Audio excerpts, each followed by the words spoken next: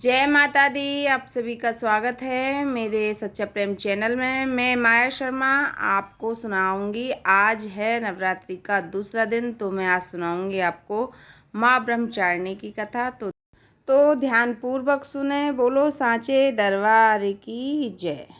माँ ब्रह्मचारिणी का यह पावन स्वरूप तपस्या, धैर्य और आत्मबल का प्रतीक माना जाता है। नवरात्रि का दूसरा दिन माँ दुर्गा के ब्रह्मचारिणी स्वरूप को समर्पित माना जाता है। यह दिन तप, संयम, साधना और आत्मबल का प्रतीक बताया गया है। भक्त इस दिन व्रत, उपासना और मंत्र जप के माध्यम से देवी की आराधना करते हैं। महाब्रह्मचारिणी का स्वरूप साधना को धैर्य, अनुशासन और अतिरिक्त शक्ति का संदेश देते हैं। उनकी उपासना से मानसिक शांति, आत्मविश्वास और साधना में स्थिरता प्राप्त होने का विश्वास किया जाता है। द्वितीय तिथि पर साधना और नियम पूर्वक की गई पूजा साधना के जीवन सकारात्मक ऊर्जा, आध्यात्मक संतुलन का संचार करने वाली मानी जाती हैं। यह दिन भक्ति, सादगी और आत्म संयम को जीवन में उतारने की प्रेरणा देता है। तो आइए, अब तक मैं बता रही थी माता की क्या क्या मान्यता हैं। अब मैं आपको सुनाती हूँ माँ ब्रह्मचारिणी की कथा। नवरात्रि के दूसरे दिन पूजित महाब्रह्मचारिणी को तप, संयम और साधना की देवी माना जाता है और मान्यताओं के अनुसार देवी पार्वती का स्वरूप है, जिन्हें भगवान शिव को पति के रूप में प्राप्त करने के लिए कठोर तपस्या की थी। पुनर्जन्म में देवी ने सती के रूप में भगवान शिव से विवाह किया था, किंतु पिता दक्ष के यज्ञ में अपमान सह न कर सकी सती ने योग अग्नि में अपने प्राण त्याग दिए। पुनर्जन्म में उन्होंने पर्वतराज हिमालय के यहाँ पार्वती के रूप में जन्म लिया। बाल्यकाल में ही पार्वती का मन भगवान शिव को प्राप्त करने के लिए समर्पित था। उन्होंने विवाह का संकल्प लिया और कठोर तपस्या का मार्ग अपनाया। इसी तपस्विनी स्वरूप को ब्रह्मचारिणी कहा गया है।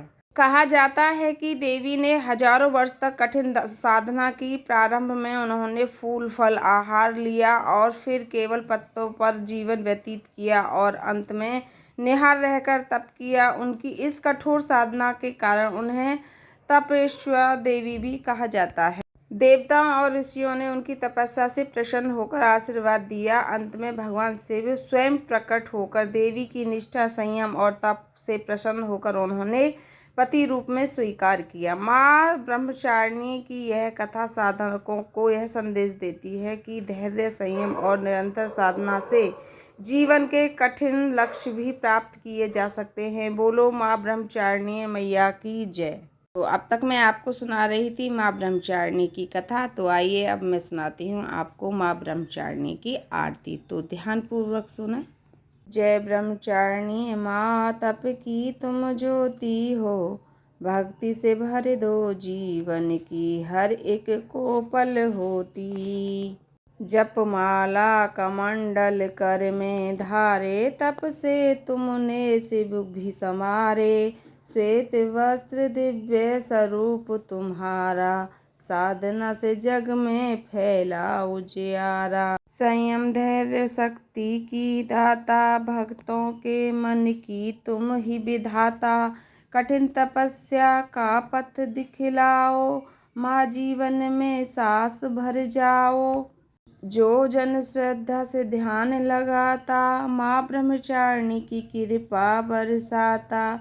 जय ब्रह्मचारिणी माँ, तप की तुम ज्योति हो, भक्ति से भर दो जीवन की हर को पल होती। जय ब्रह्मचारिणी माता। तो ये थी मेरी छोटी सी आरती और छोटी सी कथा। जिसको भी मेरी कथा पसंद आई हो, थोड़ी सी भी यूज़फुल हो, तो प्लीज़ मुझको लाइक, सब्सक्राइब, कमेंट करें और शेयर करें। फिर मिलते हैं हम अगली किसी और कथा के साथ। तब तक राधे राधे। बोलो सांचे दरबार की जय।